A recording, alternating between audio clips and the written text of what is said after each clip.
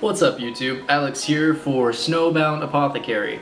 Today I want to invite you to open your mind to the aspect that the world is not the way that you see it now. I'm talking about some Matrix level stuff here. This is a very broad topic and a very confusing topic if not discussed properly. Without further ado, let's get started.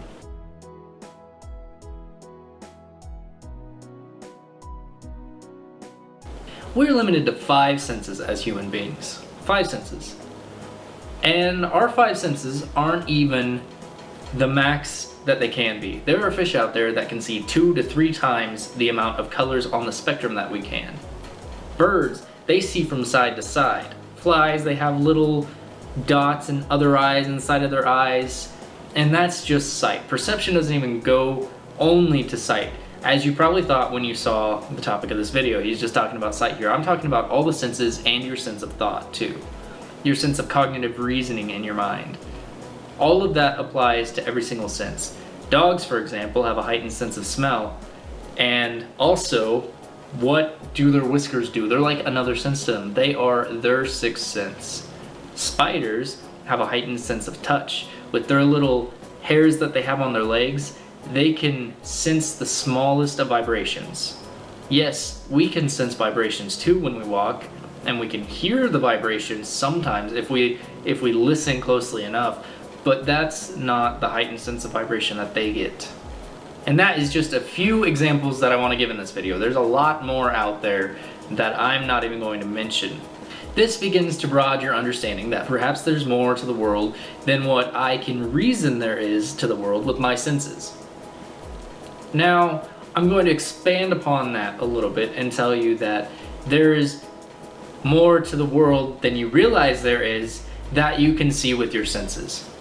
Let me say that in a little bit easier terms to understand. There is a lot going on around you that you don't notice.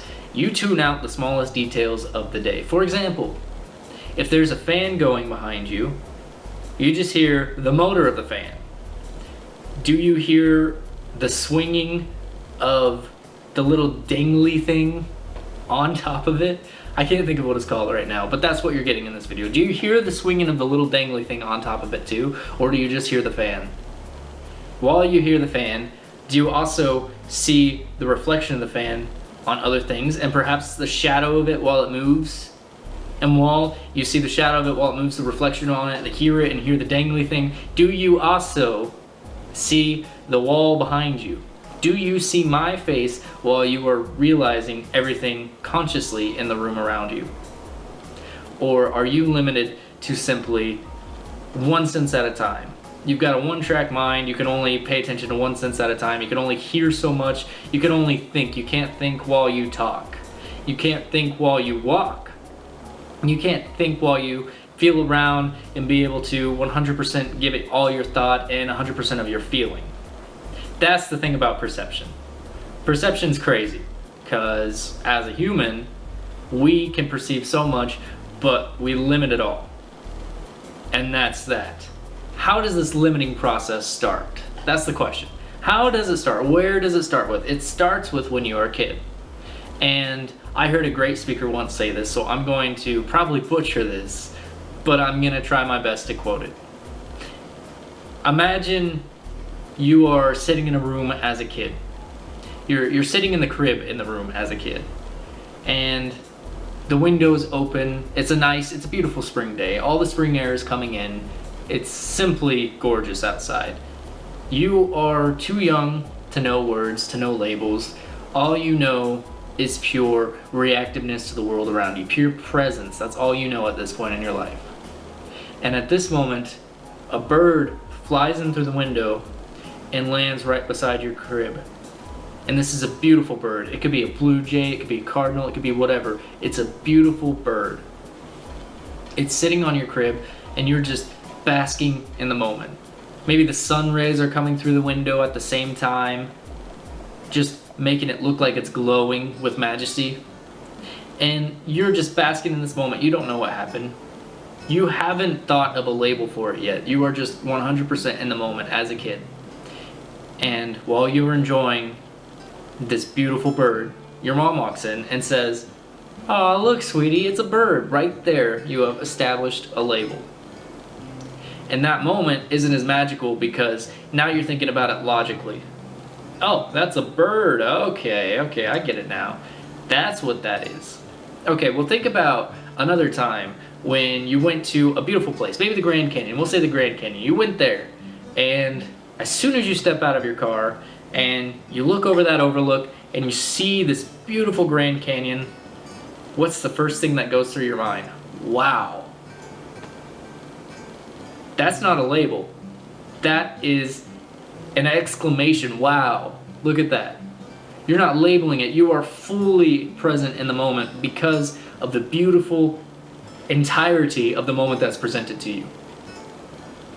But then it becomes, wow, look at all those reds. Look at all those oranges. And you're starting to label it around you. As soon as you label the reds and oranges as colors, you are losing track of the moment.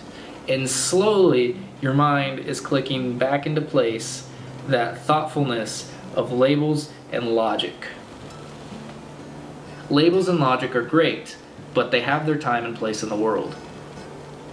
Now, before you know it, your mind is clicked back into place so far that your purest expression of the moment is gone. It's still pure, you're still excited about the moment, but you have your breath now. You can think properly. You can label everything around you. That's part of how we start to perceive things differently than how they are, is with labeling. How do we stop building all of these labels? Well, for starters, when you look at my shirt, you see a blue shirt.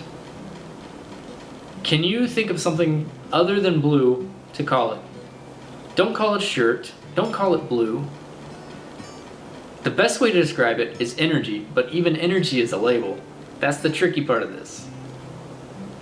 So if you can think of something other than a shirt and other than blue to call this, that's completely appropriate, please post it in the comments below. I want to know what you think. I want to hear you thinking abstractly about this. Because getting you to start thinking abstractly about this is what is going to ultimately get you to increase your perception to the perception of reality. The ultimate state of mind that you want to get into that will not break perception is the state of thoughtlessness. Because thoughts are labels, thoughts are logical. Living in the pure moment, purely reactive to the moment in your creative state of mind is the ultimate Zen. Zen is reactive. Zen is I'm hungry, so I eat. Zen is I'm thirsty, so I drink. Zen is I'm tired, so I sleep. That's reactiveness to what's going on around you. That's thoughtlessness, not worrying about all these things. And amongst these things, half these things don't matter. The next thing to consider with perception is the law of attraction.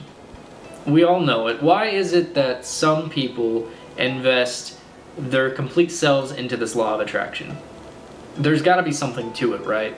I'm probably going to do a video in the future about the law of attraction, and it's probably going to be a pretty detailed video. So if you're watching this at the point in time when I have done it, the link to that video is going to be up here. So go check that out if it's up right now. If it's not, you just gotta wait. It'll be up eventually. The law of attraction is manifestation. Ultimately, it is what thought does for you, what thought can do for you. Perception filters are all around us. We put filters on everything based on the way we think we perceive it. This is how the law of attraction starts to cater into manifestation.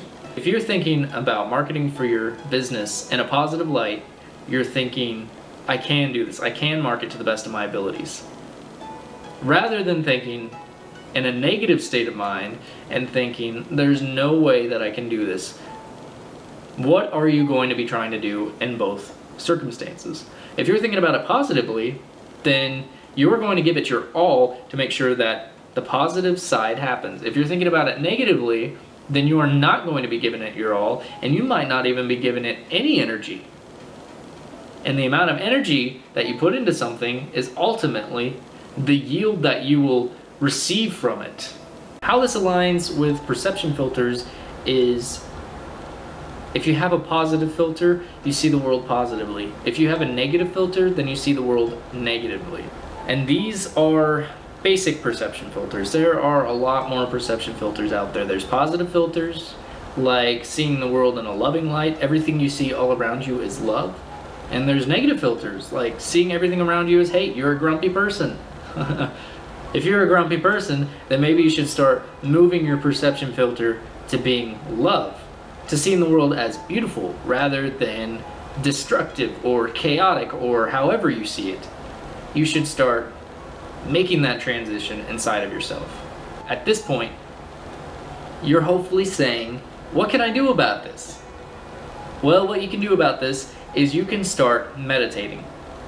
Meditating puts you in that thoughtless state of mind, that reactive state of mind that you ultimately want to get to be able to remove your perception filters and see the world as it really is. To see everything as one. Because everything is energy. And energy exists in everything. And everything is tied together through energy. You can even see this in quantum physics. That is why we have to release our perception filters. Because as soon as we start to see things as different is the moment that we start to hate. And living for love is the most important step we can take in our lives. Loving one another. So if you don't want to meditate, you could always try to stay in a meditative state of mind whenever you can. If you find yourself thinking about something too deeply, then you can just take a breath and let it go. Let the thought go. You can be present in the moment. Being present to the world around you is going to significantly drop your perception filters, because when you're present, you start to hear the fan blowing. You start to hear the fan blowing while you see the wall. You start to hear the fan blowing while you see the wall, while you smell the candle burning. You start to hear the fan blowing while you see the wall, while you smell the candle burning, while you taste your tea that you're drinking. And I can't describe to you how beautiful it is to be able to fully absorb the world like that. And fully absorbing the world is what you need to do to remove the perception filters that you placed on everything around you. So being present, being zen is a huge step. Try to be zen. I will cover presence and zen in later videos. So if you're watching this, when I've done the videos, just like I said last time, it's going to be right up here. And if you're not, I'll do the videos later. So what are some positive filters that we can start putting into place today? As I've said already, love. Seeing everything as beautiful is definitely a filter that you want to put into place.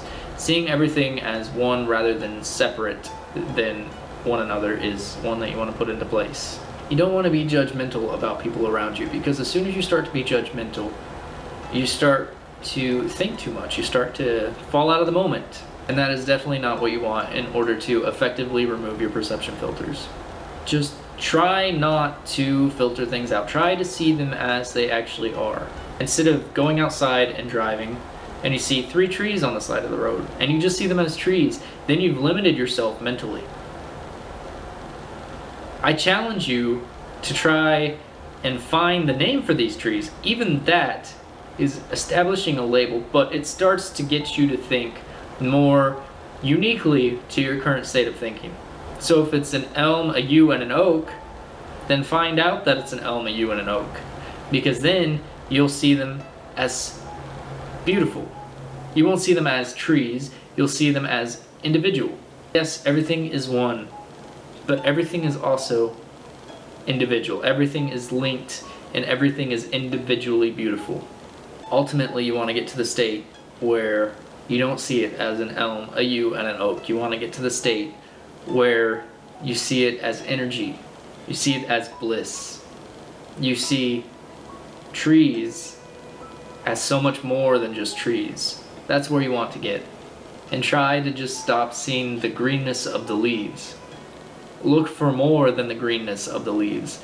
You're going to find that there's a lot more colors than just green if you stop establishing the green label to them. You'll see green, yellow, brown, white, black. You'll see so many different colors that you never would have seen before just because you put a label on them. And that's how this goes. The more you label things, the more you mislabel things. Perception is a very, very tricky mistress. And quite frankly, you're doing it wrong. I hope this video helped. I hope you understand more how you're limiting yourself, and I hope you're willing to take the steps that are needed to be able to change the way you see the world around you. Thank you guys for watching, and have a great day.